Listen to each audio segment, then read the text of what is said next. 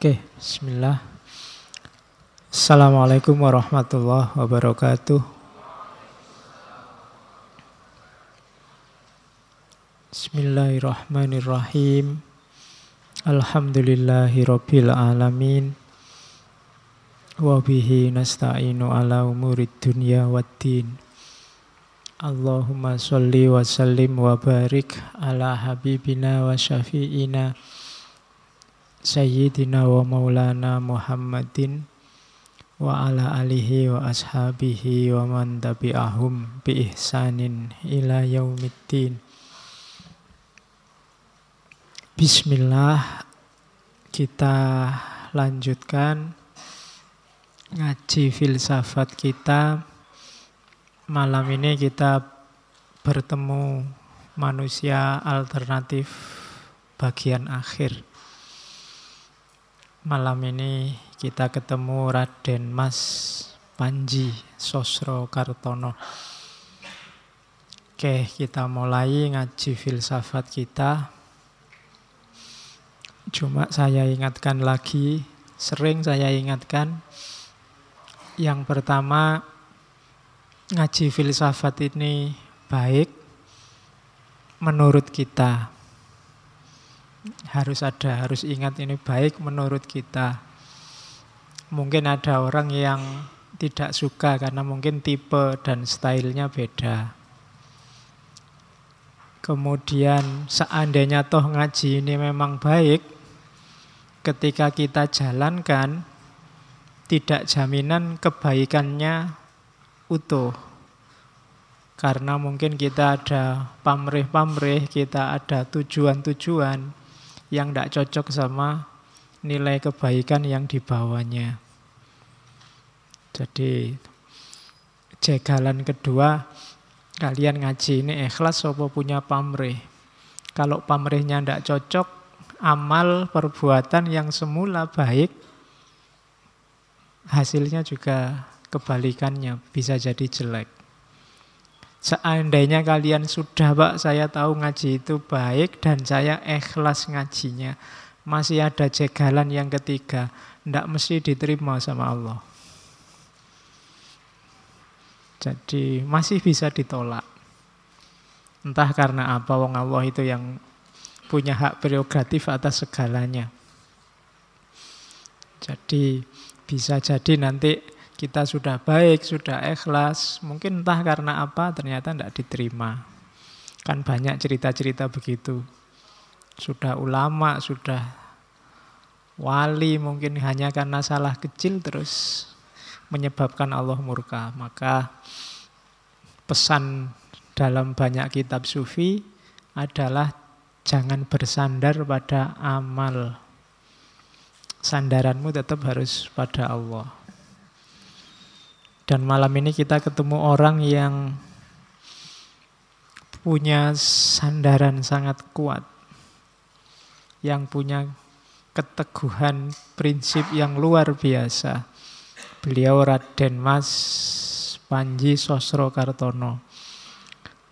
Mungkin teman-teman pernah dengar nama ini, atau mungkin juga belum. Ya, dengarnya di awal-awal pengumuman ngaji filsafat itu. Terus sekarang baru ingin tahu. Padahal ini tokoh yang luar biasa. Ini malam ini kita akan bertaburan kalimat-kalimat bahasa Jawa. Maka yang TOEFL-nya bahasa Jawanya ndak apa nek bahasa Jawa? J ya. Tujelnya ndak bagus. Ya, harus siap-siap. Yo nanti saya terjemah nih, siapa tahu keliwatan karena saya sendiri orang Jawa, jadi pokoknya merasa sudah ngerti aja. Jangan-jangan kalian tidak. Yo nanti kalau ndak ngerti diingatkan, keliwatan diingatkan. Jadi Sosrokartono ini beliau kakak kandungnya ibu kita Kartini. Kakak kandung dari sekitar 11 bersaudara. Putrane Bupati Jepara. Karena anak bangsawan ya dapat mengenyam pendidikan yang lumayan. Dan beliau ini sejak kecil dikenal, kalau bahasa sekarang mungkin indigo. Oh iya, ning yo ado levelnya sama itu. Cuma ya indigo itu dia punya sedikit-sedikit kemampuan spiritual dan nanti banyak bikin heboh dengan kemampuan indigonya ini dan aktivitas kecendekiaannya. Jadi beliau Sosrokartono ini orang pertama era pergerakan yang kuliah di Belanda. Baru nanti diikuti orang-orang yang lain, banyak tokoh yang lain seperti Hatta dan kawan-kawan. Jadi Sosrokarto ini termasuk generasi pertama. Lahirnya juga awal-awal abad 1877. Jadi ya zaman Belanda pasti. Nanti usianya agak sepuh sampai umur 74. Cuma beliau ini mengembara lama di barat. Hampir 26-29 tahun. Jadi menjelajah barat dan orangnya ganteng. Jadi dikenal sebagai pangeran dari Jawa kalau di sana. Jadi itu Sosrokartono termasuk ya kuliah sampai dapat gelar di RS nanti juga dari Belanda. Kuliah S2 juga cuma tidak selesai-selesai. Tesisnya tidak jadi-jadi karena aktivitasnya nanti di Belanda. Nah, Sosrokartono ini kalau bahasa inteleknya dia polyglot. Polyglot itu dia menguasai 41 bahasa asing. Ya. 9 bahasa barat, kemudian bahasa daerah 18, kemudian 9 bahasa timur, 17 bahasa barat. Jadi dia urusan bahasa luar biasa. Mungkin ada indigonya tadi. Sempat jadi wartawan perang. Dan ceritanya monumental, dia banyak peristiwa-peristiwa luar biasa yang wartawan yang lain tidak bisa. Ada cerita Sosrokartono ini meliput perundingan damai Perang Dunia Pertama yang itu dilaksanakan di atas kapal di tengah hutan yang tidak boleh orang tahu. Antara Jerman sama Perancis. Dan itu besoknya beritanya keluar di New York Herald Tribune. Yang nulis Sosrokartono, orang heran semua dari mana dapat berita ini. Asalnya dari mana? Dan Sosrokartono juga nanti dikenal sebagai orang pertama yang bisa memfoto kawahnya Gunung Kawi dari atas. Ya, enggak pakai drone, zaman itu enggak ada drone. Itu orang juga heran dari mana caranya bisa begitu. Ya, jadi nanti dia dijadikan penerjemah di PBB atau sebelumnya LBB, Lembaga Bangsa-Bangsa. Dan ya harusnya uangnya banyak, tapi nanti dia pulang lagi ke Indonesia, tidak bawa apa-apa, dia sudah masuk ke jalan spiritual. Tapi masa mudanya mengalami banyak pengembaraan di barat, banyak peristiwa-peristiwa, termasuk nanti punya kemampuan menyembuhkan. Jadi satu ketika ada anaknya kenalannya umur 12 tahun yang dokter sudah menyerah. Tidak mungkin anak ini sembuh, tapi terus Sosrokartono datang ke situ, cuma dipegang dahinya. Terus sembuh. Nah, dia punya kemampuan semacam itu. Nanti setelah merasa cukup, dia pulang kembali ke tanah air. Banyak dicurigai oleh Belanda. Kemudian mendirikan perpustakaan, panti sastra, kemudian mendirikan juga pusat kesehatan namanya Darussalam, dan menjadi kepala sekolah taman siswa. Sekolah menengah zaman itu cuma cabang Bandung. Malam ini ada teman-teman dari Bandung yang hadir. Semoga masih ada pusat kesehatan dari Sosro Kartono itu, saya tidak tahu, yang namanya Darussalam. Kemudian ada perpustakaannya juga di sana, kemudian punya juga perpustakaan namanya Panti Sastra, karena memang misinya dia misi kemanusiaan sudah. Dia tidak ingin lagi terlibat mungkin dalam politik, meskipun dia sahabatnya hampir semua tokoh pergerakan. Dia termasuk konsultannya Pak Soekarno. Kalau sedang suntuk mungkin ya mainnya ke Bandung, ke tempatnya beliau Sosro Kartono ini. Dan dikenal punya banyak pikiran-pikiran, spiritualitas, dan merupakan salah seorang tokoh besar dalam Islam Jawa. Gagasan-gagasannya sangat teosofis. Makanya minggu lalu kita antarkan pakai teosofi, biar teman-teman tidak kaget. Malam ini kita ketemu beliau Raden Mas Panji Sosro Kartono. Sayangnya sampai meninggal beliau belum sempat menikah. Ya, saya tidak tahu ya, orang-orang hebat kok banyak yang berakhir dengan tidak menikah. Mungkin karena saking asiknya. Kemarin Blavatsky juga, banyak ulama-ulama beberapa juga tidak nikah. Jangan-jangan mereka tidak tahu enaknya nikah.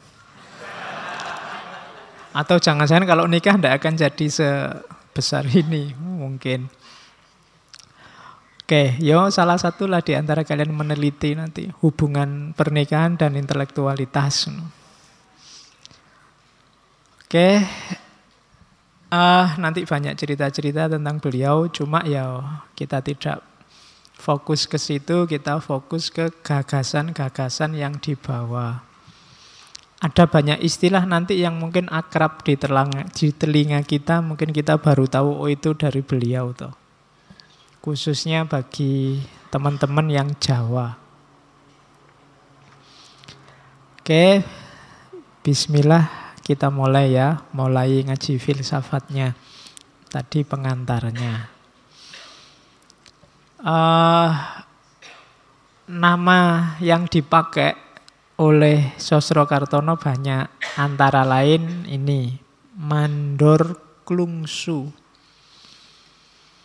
Klungsu itu bijinya asem. Kalau teman-teman makan buah asem itu dagingnya sudah dimakan, tinggal isinya, itu namanya klungsu. Yang nanti bisa dipakai lagi untuk nanam pohon biar jadi pohon asem. Kalau mandor kan teman-teman ngerti, mandor itu pengawas.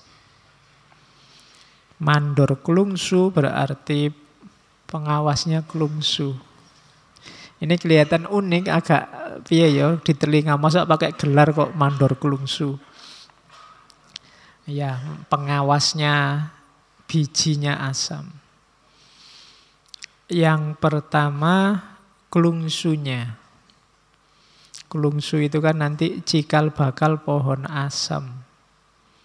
Dan pohon asam itu termasuk salah satu jenis pohon yang hampir semua bagiannya bermanfaat.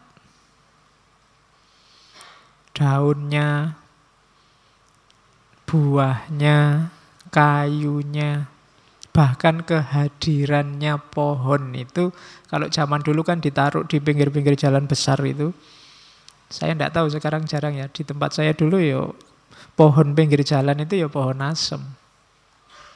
Yang biasanya dicat putih itu. Ya kan? Sekarang jarang, sekarang pinggir jalan biasanya lampu. Kalau dulu pohon. Nah, maksudnya nama Mandor Klungsu itu yang pertama biji asemnya, jadi paling tidak ini nama ini mengharapkan menjadi seseorang yang bermanfaat di semua levelnya. Makanya pakai nama mandor klungsu. Keinginan untuk menjadi buah asam yang semua bagiannya bermanfaat. Yang kedua, kokoh. Kayu asam itu kan termasuk kayu yang kokoh. Rindang, bisa meneduhkan. Jadi sosok idaman itu bisa meneduhkan, dia mantap, dan semua aspek hidupnya bermanfaat. Kalau kalian bisa jadi klungsu, sudah luar biasa. Makanya pakai kata-kata mandor klungsu. Kenapa mandor? Mandor itu pengawas. Mandor itu bukan yang punya. Kalau kalian ada orang kerja terus ada mandornya.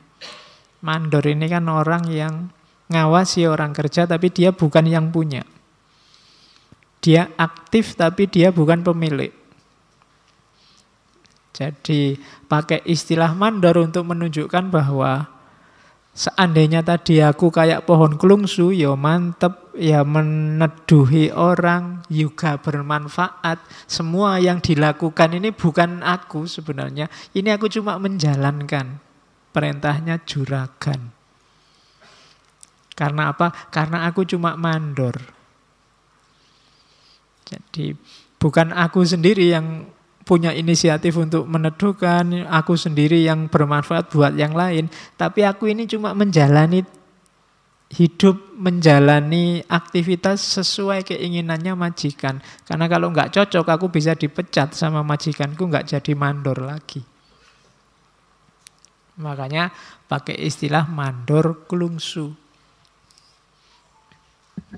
Itu kan ada kalimatnya lagi, kulo dermi ngelampai kemawon. Ini yang saya sebut Jawa itu tadi kan, aku itu hanya menjalani.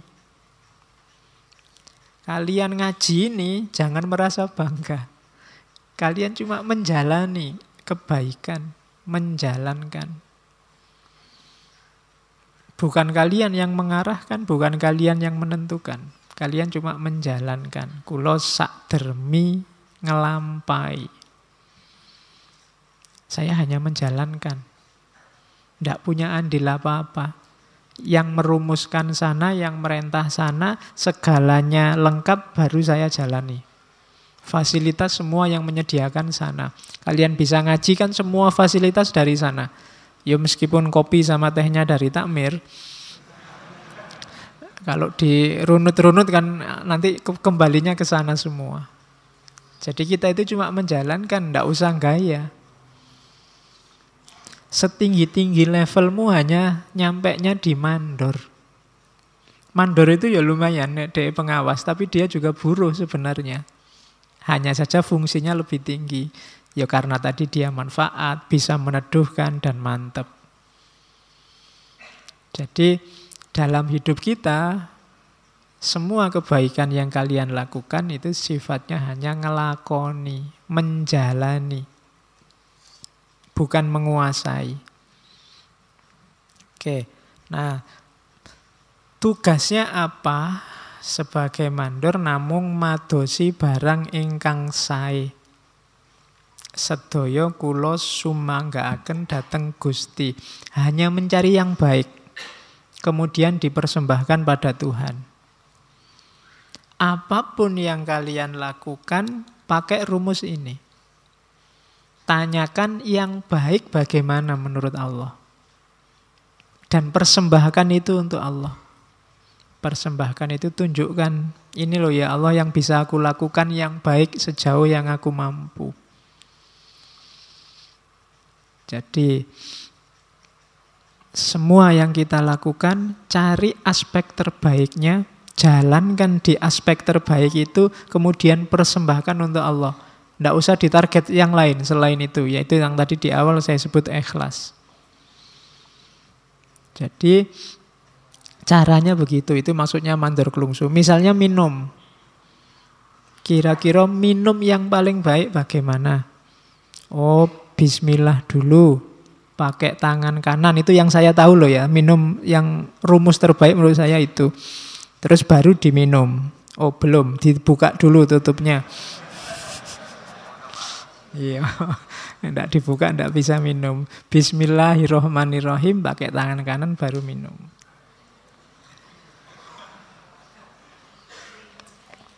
Saya menjalankan minum dalam aspek terbaik yang saya tahu tentang minum. Dan ini loh ya Allah, saya ikuti aturanmu, persembahkan semuanya pada Allah. Itu penjabaran jauhnya mandor klungsu. Makanya tambah terus ilmumu biar kalian tahu mana jalan yang terbaik. Jadi beliau Sosrokartono itu sering pakai istilah mandor klungsu dengan filosofi seperti saya jelaskan tadi. Ya seperti adiknya ibu kita Kartini, nanti Sosrokartono ini banyak melakukan korespondensi dengan teman-temannya. Itu nanti yang jadi bahan dikompilasi, banyak diterbitkan surat-suratnya. Kelihatannya juga Ibu Kartini itu banyak dipengaruhi oleh kakaknya ini, Sosrokartono. Jadi yang pertama sebagai mandor klungsu. Yang kedua, nama yang sering juga dipakai oleh beliau Sosrokartono itu Joko Pring. Joko itu anak muda yang belum menikah. Cuma belum menikah mungkin nggak jadi patokan kalau di Jawa. Joko itu pokoknya masih ting-ting. Apa nek lanang ya, nek wedok ting-ting. Iya. Kan perawan ting-ting. Nah, kalau ini cowok tapi masih murni. Kalau saya definisikan belum menikah nanti ngewatiri karena sekarang banyak yang belum menikah tapi tidak Joko. Jadi ini Joko. Jadi titik tekannya yang belum ya jomblo sejati lah pokoknya nggak ada anunya. Itu masih Joko. Joko yang ting-ting. Jadi masih murni itu Joko. Dan pring itu bambu. Itu juga ada filosofinya. Ya Joko menyimbolkan semangat, menyimbolkan kemudaan, menyimbolkan gairah. Sementara bambu, ya filosofinya mirip kayak klungsu tadi. Bambu itu kan mulai bambu yang balita sampai bambu yang besar, itu kan ada manfaatnya. Bambu yang kecil-kecil yang masih anak-anak itu kan diambil, dimasak, dipakai sayur. Nanti agak besar mungkin dipakai apa, sangat besar dipakai apa. Jadi semua aspek dari bambu itu bermanfaat. Sama kayak klungsu tadi. Jadi manusia yang berkarakter bambu dan murni. Masih asli. Belum terkontaminasi macam-macam, belum kena konsep macam-macam, belum kena budaya yang macam-macam, yang masih murni. Maka dia pakai istilah Joko Pring. Jadi lelaki virgin yang bermanfaat. Jadi apa ya? Istilahnya susah kalau cowok. Jadi Joko Pring itu. Yang kedua filosofinya bambu. Bambu ini kan macam-macam jenisnya. Jawa itu ada pring petung, pring ori, pring apus, banyak sekali jenisnya. Ada pring kuning. Nah, jenisnya banyak tapi hakikatnya satu, ya bambu. Itu kayak Bhinneka Tunggal Ika itu kan macam-macam tapi satu. Ini sebenarnya filosofi tentang manusia. Su'ubau wa qabaila. Tapi hakikatnya satu, hakikatnya semua dari Allah. Jadi manusia secara fisik mungkin beda-beda. Ada yang jelek, ada yang ganteng, ada yang... Tapi hakikatnya kan sama. Di level dia manusia pasti sama. Itu kayak bambu. Ada petung, ori, ada kuning, ada apus, ada macam-macam, tapi hakikatnya ya bambu. Meskipun nanti mungkin tiap bambu ada spesifikasinya, ada manfaatnya untuk hal tertentu, tapi dia bambu. Itu yang filosofinya pring tadi. Selain banyak manfaatnya, dia adalah simbol manusia yang beragam, tapi hakikatnya satu. Makanya ada kalimat dari Sosrokartono itu pring podo pring, weruh podo weruh, eling tampo nyanding. Manusia itu ya bambu sama bambu. Sama. Aku bambu, kalian bambu. Aku manusia, kalian manusia. Weruh podo weruh. Aku tahu, kalian juga tahu. Eling tampo nyanding. Maka kita harus ingat dan saling mengingatkan meskipun tampo nyanding, meskipun kita tidak dekat. Meskipun mungkin kalian punya jarak sama saya. Kalian ngadep sini, saya ngadep sana, kalian di sana, saya di sini, kan ada jarak. Itu contoh simpelnya itu. Tapi mungkin kalian ada di partai mana, dia ada di partai mana, itu juga tampo nyanding. Tapi tetap harus eling. Meskipun dalam kondisi apapun, meskipun kita tidak bersama, harus tetap eling. Karena kita pring podo pring, weruh podo weruh. Di bawahnya itu sama, susah podo susah, seneng podo seneng, eling podo eling. Dan terakhir, pring podo pring, itu sama maksudnya. Susah yo sama susah. Kalau kamu disakiti sedih, aku juga kalau disakiti sedih. Kalau seneng ya seneng. Manusia itu sama. Uangnya banyak, aku seneng, kalian juga uangnya banyak juga seneng. Ya kan? Dalam banyak hal kita ini sama, wong sama-sama manusia. Kebutuhan terpenuhi seneng, siapapun seneng. Aku seneng, kalian juga seneng.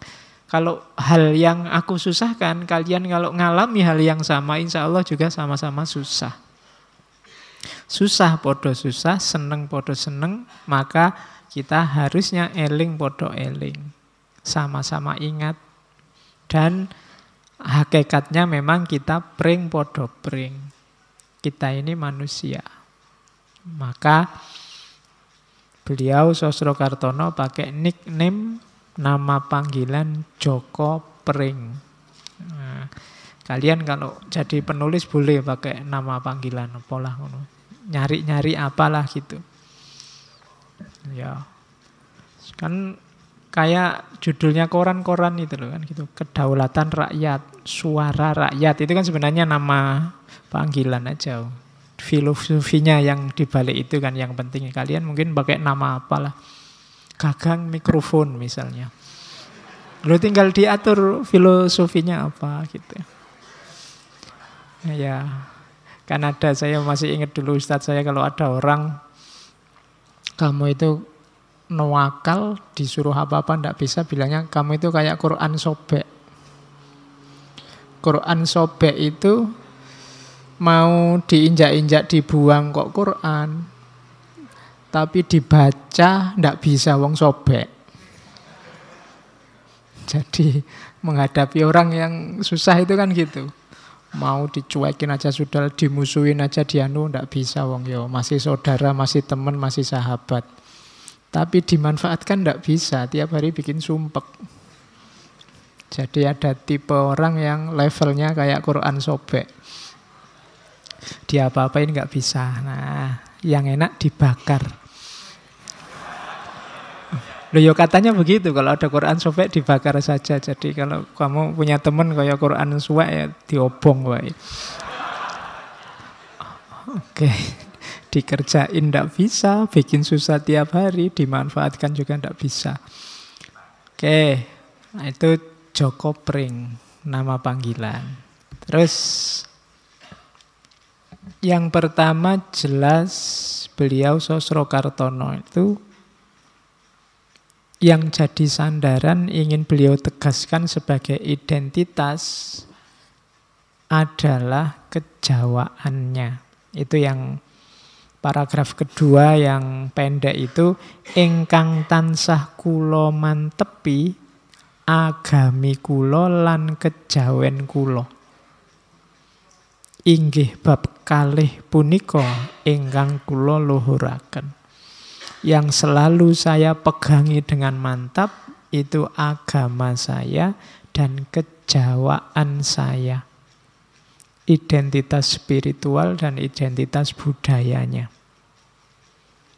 Kenapa bisa dipegangi dua-duanya? Karena insya Allah pasti tidak bertentangan. Dan itulah identitas kita. Di atas itu dijelaskan, saya langsung baca terjemahnya aja ya biar kalian tidak bingung.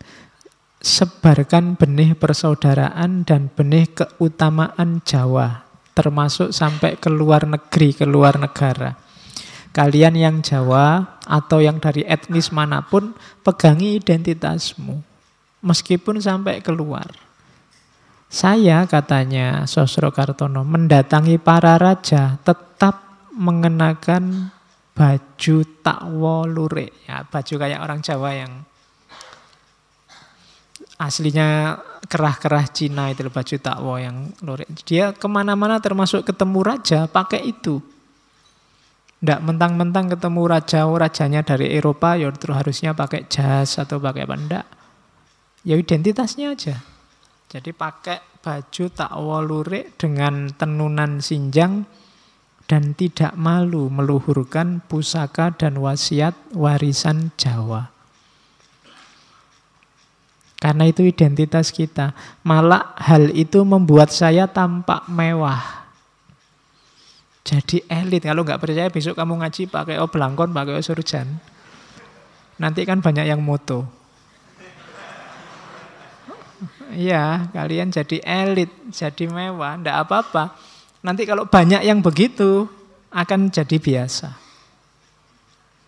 Dan untungnya identitas semakin kuat. Jadi malah membuat saya tampak mewah. Dan itu cerita tentang Putri Langkat. Karena Sosrokartono pernah diundang oleh Raja Langkat untuk menyembuhkan keluarga kerajaan. Kanjeng Ratu Putri Langkat sampai berkehendak memberi sesuatu pada saya sebagai tanda mata. Dibuatkan sendiri olehnya.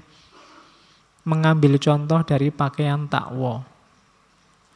Jadi Putri Langkat itu mau ngasih hadiah Sosrokartono, mau dibikinkan baju dan dibikinkan baju takwa versi Jawa yang sudah biasa beliau pakai. Katanya Sosrokartono, begitu terkenalnya pakaian takwa. Oleh karena itu orang hidup tidak boleh menghina pusaka warisan sendiri.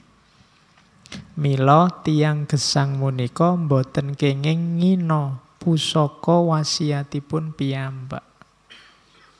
Itu sama dengan kalian meludahi mukamu sendiri. Karena itu identitasmu. Bahwa kamu masih belum mampu menjalankan adat tradisi budaya itu, ya tidak masalah. Asal kamu jangan menyepelekan, merendahkan. Karena itu adalah identitas kita.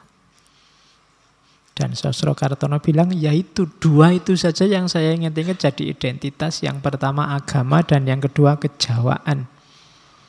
Agama dan budaya. Oke, jadi ini rumusnya. Sejak awal kita harus punya prinsip-prinsip yang jadi dasar identitas kita. Saya kasihkan contoh pidatonya Sosrokartono pakai bahasa Belanda, cuma itu Indonesianya. Saya takutnya kalau asli Belandanya yang bingung bukan cuma kamu tapi saya juga. Ya itu aja saya tidak bisa baca judulnya dok itu. Judulnya bahasa Belanda di Hindia Belanda. Itu tahun 1899. Berarti Sosrokartono sekitar usia 22 tahun. Di Belgia. Dan ini berarti beliau sudah dipercaya secara intelektual. Karena umur 22 ngisi kongres internasional. Katanya Sosrokartono, bangkitlah Hai putra-putri Jawa, serbulah bukit ilmu pengetahuan yang ada di depanmu. Sungguh jauh dari maksud saya untuk menjadikan kamu menjadi orang Belanda. Pertama-tama kamu harus menyadari bahwa kamu itu orang Jawa dan tetap orang Jawa. Kamu bisa saja menguasai kemajuan orang Eropa tanpa mengorbankan kepribadianmu dan sifat-sifatmu. Kamu harus menguasai bahasamu. Dan di samping itu bahasa Belanda. Tidak untuk menggantinya, tapi untuk memperkaya. Yo kalian sekarang belajar bahasa Inggris, belajarlah bahasa Arab. Bukan berarti terus Indonesianya tidak, tapi untuk memperkaya. Tanaman membutuhkan air dan udara untuk pertumbuhannya. Ia tidak mengubah menjadi air atau udara. Ia tidak berubah jadi air atau udara. Sedang ia tetap mengikuti jalan pertumbuhannya sendiri. Tumbuhan itu kan kamu siram dengan air, dia butuh sinar matahari, dia butuh udara. Tapi ya tetap sebagai tumbuhan. Jadi kalian diisi bahasa Inggris, diisi filsafat barat, diisi teori teknologi dari barat, ya harusnya ya tetap jadi kalian yang orang sini. Itu maunya Sosro Kartono. Dengan tegas saya menyatakan diri saya sebagai musuh dari siapapun yang berniat menjadikan kita orang Eropa atau setengah Eropa dan menginjak-injak adat istiadat dan kebiasaan kita yang suci. Selama matahari dan bulan bersinar, mereka akan saya tantang. Itu bisa dibayangkan ya, ngomongnya mesti nggak nada rendah kayak saya ini. Ngomongnya ya mantep ngono lah. Kamu nggak usah ngikuti intonasi saya, intonasi orang ngantuk.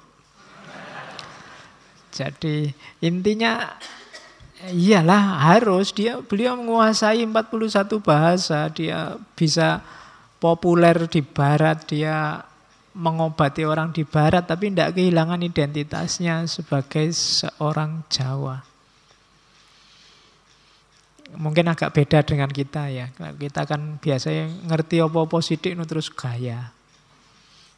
Belajar filsafat baru 1 bulan sekarang kalimatnya sudah eksistensi, esensi sudah. Iya. Ndak lah. Ya identitas jangan lupa. Ndak apa-apa kamu disirami air, ndak apa-apa kamu kena sinar matahari, tapi jangan jadi air, jangan jadi sinar matahari. Oke. Untuk memperkaya kita pasti. Makanya ngaji ini kan temanya mau macam-macam biar kamu kaya, bukan berarti kamu tak suruh berubah jadi Blavatsky apa jadi Nasruddin Hoja.